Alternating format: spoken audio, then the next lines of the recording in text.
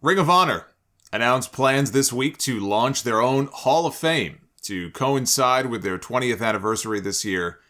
4 inductees will make up the inaugural class, with the first inductee being announced tomorrow, and the following 3 Mondays.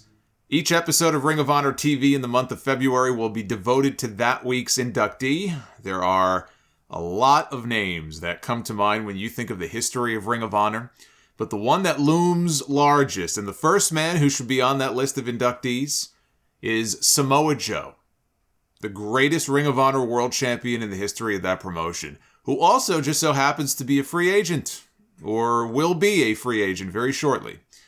They have not said if there will be a formal induction ceremony, but Joe absolutely should be one of those first 4 inductees. If there is a ceremony, maybe they don't want to front load it with, all big names because they want to save some for next year and the year after that. But my first class of 4 inductees would be Joe, Bryan Danielson, CM Punk, and I would throw Jimmy Rave in there.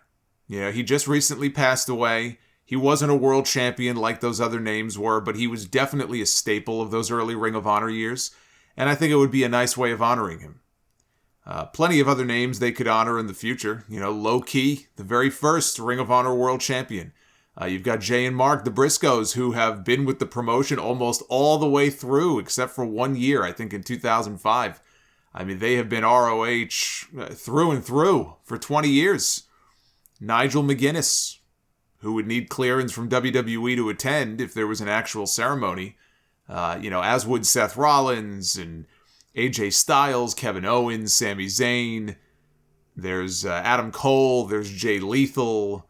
So many of the names that you see on television every single week today grew up in Ring of Honor, cut their teeth, made names for themselves in Ring of Honor. And there's a lot of deserving names. And you know what? I'll throw in one more. I'll add to the list. And it doesn't have to be in this first class, but I want to throw his name out there. And that is Sweet and Sour, Larry Sweeney.